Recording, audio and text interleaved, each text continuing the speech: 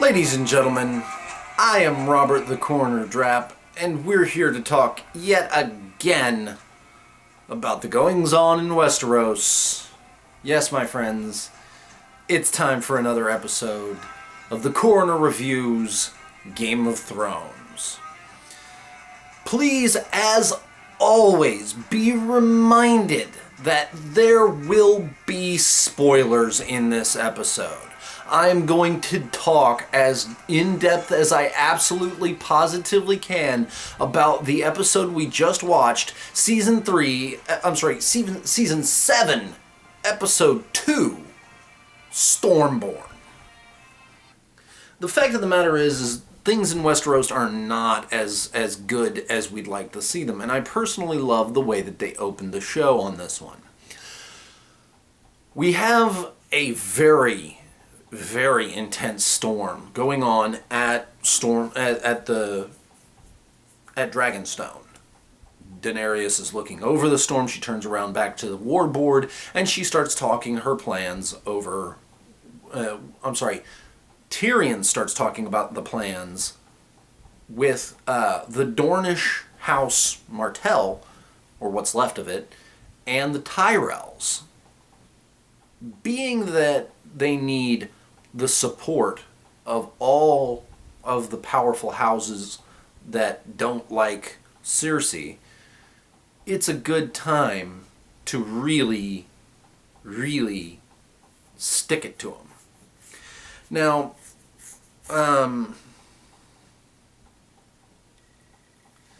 they talk about the things that we kind of really wanted them to talk about, you know. The Martell house brings up, oh, you got 3 dragons, an army of Unsullied, and Dothraki. Why don't you just burn them all? You know, just go in there, go to King's Landing, and hit them hard. And the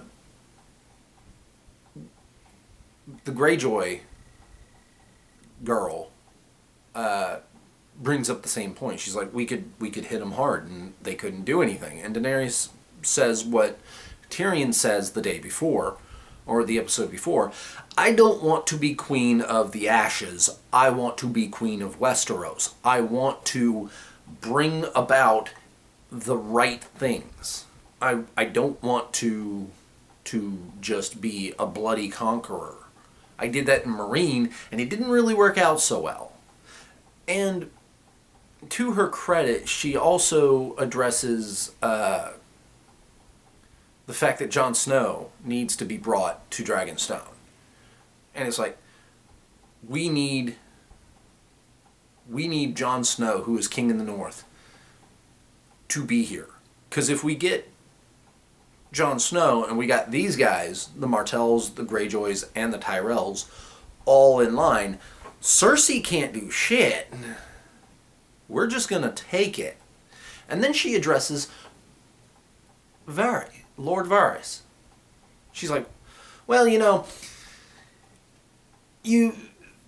people told my brother, you know, everybody loves you, they're waiting, they drink secret toasts to my name and my good health, and that they're sewing dragon banners even as we speak, waiting for the day to come when we retake the Iron Throne.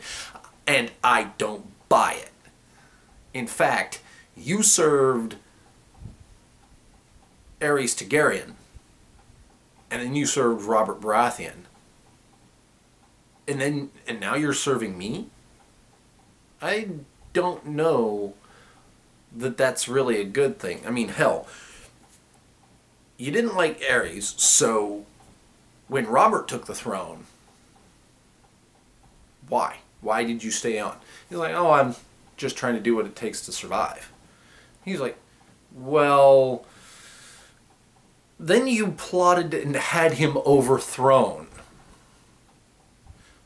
Robert liked the idea of fighting to become king. Then he didn't like being king because he had to be king. He had to do things. He wasn't a bad ruler. It's just he didn't really care about the people. He wanted to fight. So I did what had to be done. And then you plotted and had Joffrey killed? So she's basically running him through the list of suspect things that Varys has been involved in, and he's like, listen, I don't care about kings. I don't care about nobles. I don't like any of you. I'm here because of the people. I like the people. And the people, if I feel aren't being best served, I'm going to go on ahead and I'm going to do what needs to be done. And she says, fine. I can respect that. I want you to promise me, here and now, that if I ever start doing anything that isn't in the best interest of the people, that you will turn around, you will come to me, and you will talk to me about this, and you will help me do what's necessary to serve the people best. But if I find out that you've been plotting behind my back, I will feed you to my dragons. And I would expect nothing less from the mother of dragons, you know. So that kind of addresses that he's pardoned for his past crimes and having, you know, assassination attempts on her, the past service where he had conspired to overthrow Robert Baratheon, and what was the next? There was somebody else that came in. Oh, it was Melisandre. Melisandre came in, and she's like, listen, you really need to talk to Jon Snow. You need to get him here now so he can tell you what it is that that he's seen with his own eyes. Because you're not going to believe it if I tell you. And also, the prophecy says is like the dawn will come. The promised prince will bring the dawn, and she says it in Valyrian, and then Daenerys repeats it in Common, and the translator girl starts with an M, and I can never pronounce it properly. She's like, "Forgive me, Your Grace." But that's not quite right. That's not quite the translation. It's actually the prince or princess, because that word in Valyrian has no gender. So it could be you. And even Melisandre's like, I really don't want to deal in prophecies because that's not a safe thing to do. Prophecies are a very dangerous thing. You know. And the reason that she's kind of tied to the same discussion as Varys is because Varys comes out and he's like, you served Stannis in open rebellion. You served Stannis Baratheon. Yeah, no, I did that. So it's very much that she knows she needs him. It's been very, very reinforced that Daenerys needs Jon Snow. And then I believe it is that we cut to Jon Snow reading the Raven from Daenerys. And that the last line is, all dwarves are bastards in their father's eyes. Very much a line that Tyrion not only would say, but has told Jon Snow. And Sansa didn't get it. She's like, what? It's something that Tyrion told me when we first got to the Wall. When I first joined the Night's Watch. All dwarves are bastards in in their father's eyes. This is coming directly from Tyrion Lannister, and I feel like we can trust him. So he brings it before all of the Northern Lords. He's like, listen, this is what's going on. This is what I've gotten. I've gotten a message from Samwell saying there's a huge stockpile of dragon glass just beneath Dragonstone. We need to mine it. We need to forge it into weapons. We need to do this. We also got this letter from Daenerys saying, hey, I want you to come here and bend the knee. I want you to submit to me. I want you, Lord Snow, to be on my side. And she has 3 dragons. White Walkers can't stand up to Dragonfire. They can't stand up to Dragonglass. We don't have Valyrian steel in great numbers. We don't have the numbers to fight back the White Walkers. And even though I don't really care about the odds, I want there to be a Westeros after this. So we need to go there, and I'm going. I'm taking Sir Davos, and we're going. And everybody's like, no, what the fuck? No. Listen, I'm going. This is something that has to be done. I didn't want to be king in the North. I didn't want any of this. But it's on me, so I'm going to do what I got to do. And Sansa's like, you can't just leave. You can't just go. No. And he's like, yeah, no, you're right. I can't just go. You've got the North until I come back. So, and they keep cutting to Baelish, and Baelish just gets this look like, I know what I'm going to do here while you're gone.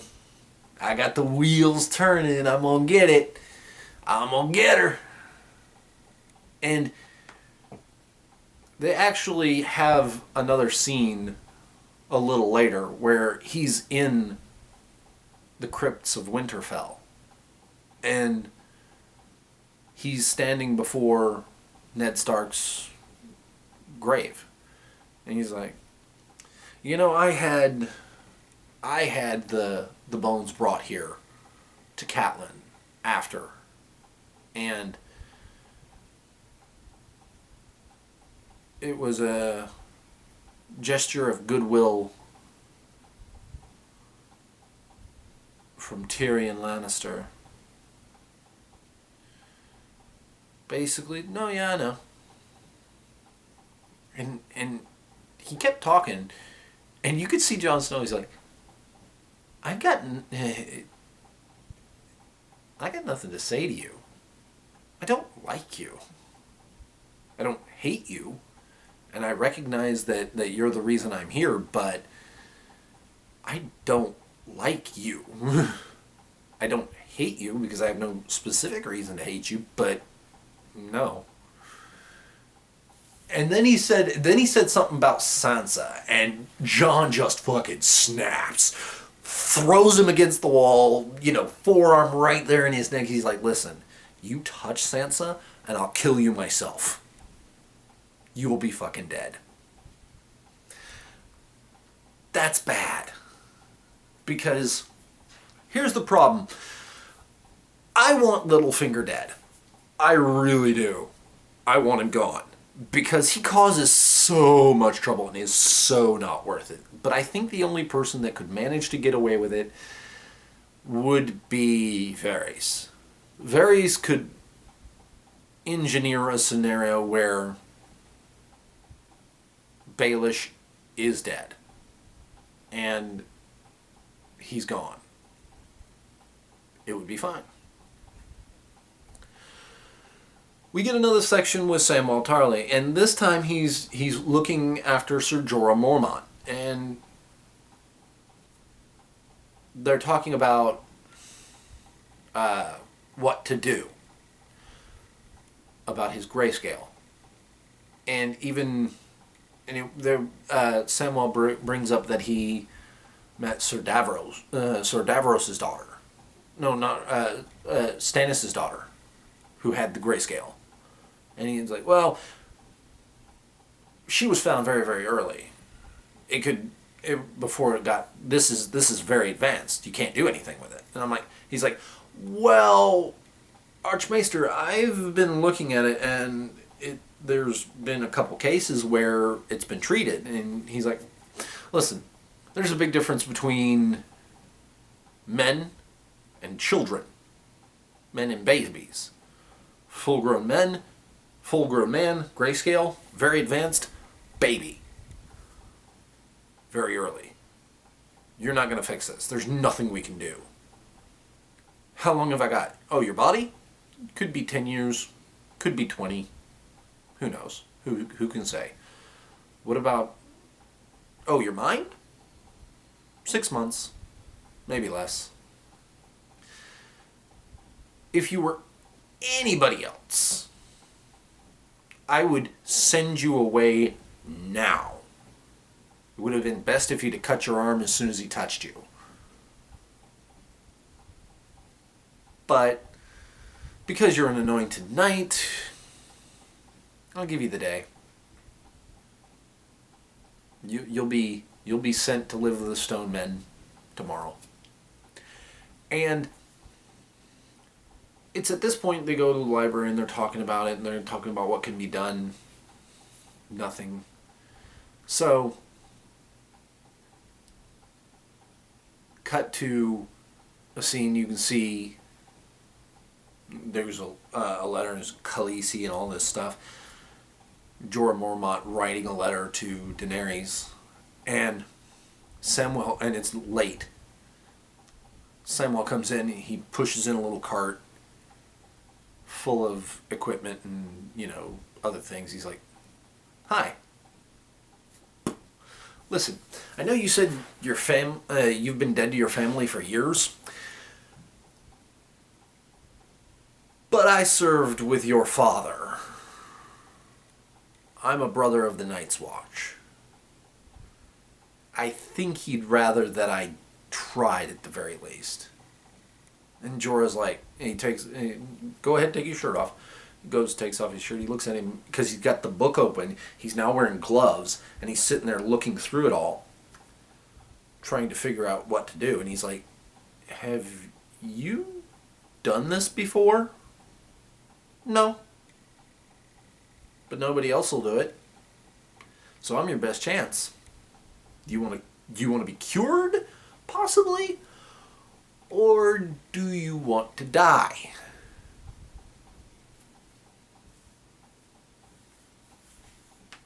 Alright, here's a big thing of rum. You're going to need it. You want to drink it all. He even pops the cork. He hands it to him, looks at it, he's like, hang on, take some for himself. Here. He goes back over, keeps reading the book. Comes back with, like a scalpel, he's reading it, he's got to take, he's like, here, bite down hard on this. If you scream, we're both going to be in trouble here. Because I'm not supposed to be doing this. This is forbidden. I'm going to do it anyway. Because I loved your father. He was a great man. So the fun part is the graphics and the makeup budget for all of this, they've put a lot of effort into the prop of it, and it very much shows. And if you're squeamish, do not watch this. Do not.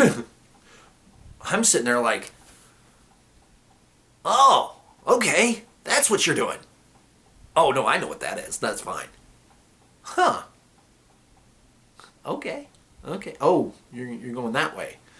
No, come on, dude. That's a terrible technique. You're doing it wrong.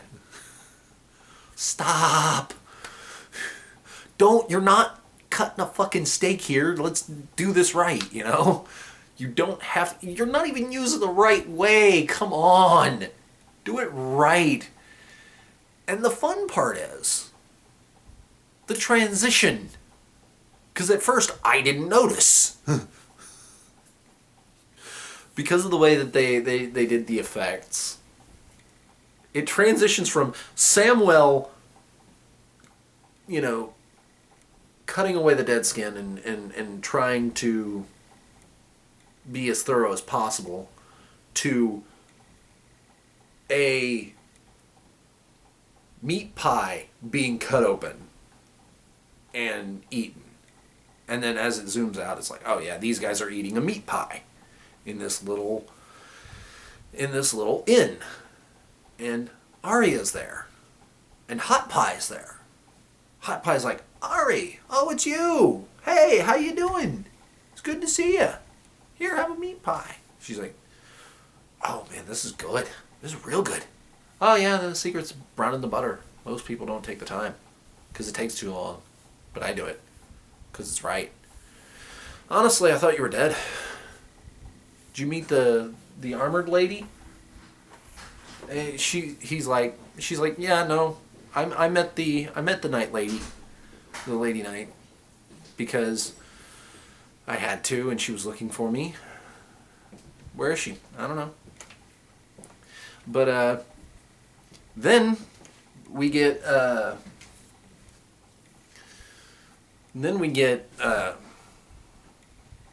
Hot Pie saying one of the stupidest things I've ever heard, and she goes to pay. Now friends don't pay, and she's like, "You take care of your you take care of yourself, Hot Pie." He's like, "Of course I will. I'm just like you. We're both survivors." And she gives him this, okay, no, yeah, you think that. You think we're same. But after that, because she also got the news that Jon was in Winterfell and Sansa was in Winterfell, she then makes the decision to go to Winterfell rather than King's Landing, as she had originally planned, to slip in and kill Cersei. Which would have been interesting. Maybe still. We don't know. What we do know is that she's now riding north rather than south, and the next scene is rather interesting. So Arya starts traveling north, and along the road she is making a small camp with her horse, who starts getting spooked, and she draws needle to defend herself as she realizes she's being surrounded by wolves. And then out of the woods emerges a dire wolf, full grown.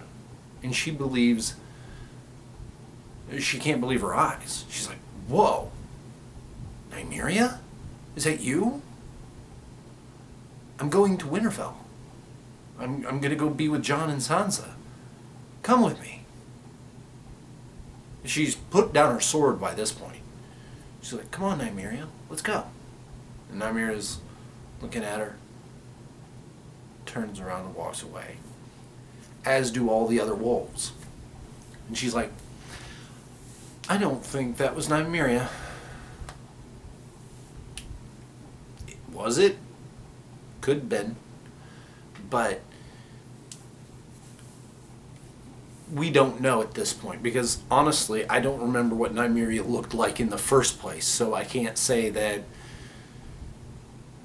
she's right, that it isn't. Or maybe she's wrong and it is. And Nymeria's like, bitch, you threw rocks at me. I was loyal to you and you fucking threw rocks at me. Get fucked, bitch. The only reason I ain't eating your ass is because you were nice to me when I was a pup. Then you made me go out here and fend for myself. Fuck you. So, that being that, we then get to see a small fleet of Greyjoy ships sailing to Dorne with the Martell Sand Snakes and their matriarch, who starts really hitting on uh, Lady Greyjoy. She's like, then why do you have him here? What's his purpose if he's not a servant? He's my protector. Oh, your protector, huh? So he's supposed to be there in case somebody gets too close, and they haven't made they haven't declared their intentions. Well, Theon, you might want to get over here. There's a foreign invasion taking place. He looks over. He's looking at the two women, and Lady Greyjoy just gives him this look like, I can't help it. And then they're under attack. They go above Lady Greyjoy and Theon run up the steps, and the matriarch stays down. And they realize it's Euron's fleet. Now, I posed this question, and then I kind of, in the next day, kind of came across an answer. How the fuck did Euron know where Lady Greyjoy and House Martell were? How did they know? They couldn't. There's no possible way Euron could have known that they were sailing for Dorne unless A, somebody told them, or B, and this is the answer that I went with, Euron's actually the drowned god. He is a supernatural entity who, if something's happening in the water, he know about it. Because that's the only explanation I really have for it. I mean, you've got dragons, Walking Dead, and all this other shit. Maybe supernatural being? Wouldn't be odd. It would make sense. It would work. But they go in.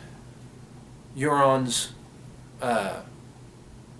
fleet destroys I think it's like 3 ships. There wasn't much. Just destroys that little bit and takes Lady Greyjoy, the matriarch, and one of the Sand Snakes, because the other 2 got killed by Euron in a fight.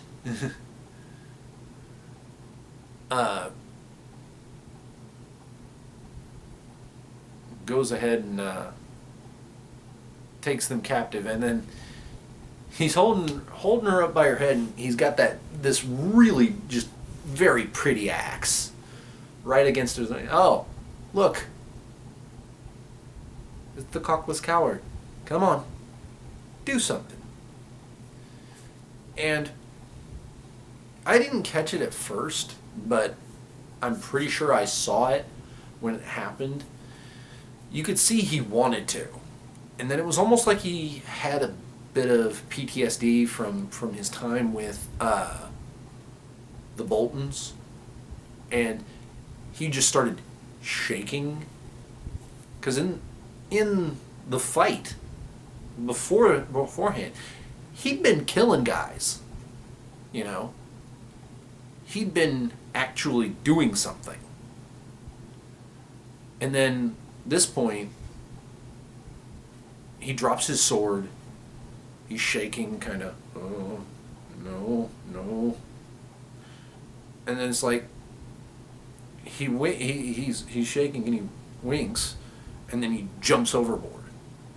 Runs and jumps overboard.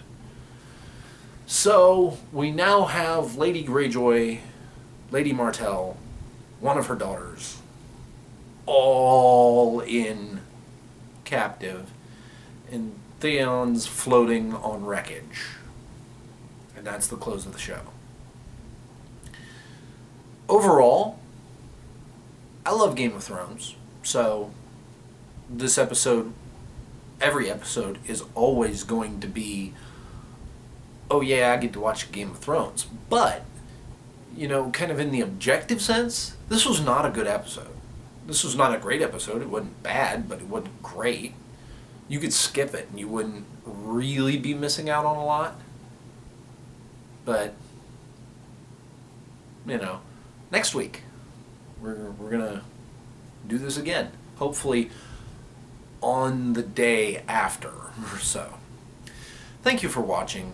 Please like, comment, subscribe, share, do all those wonderful things that we need to keep going. If I can get my phone to play it.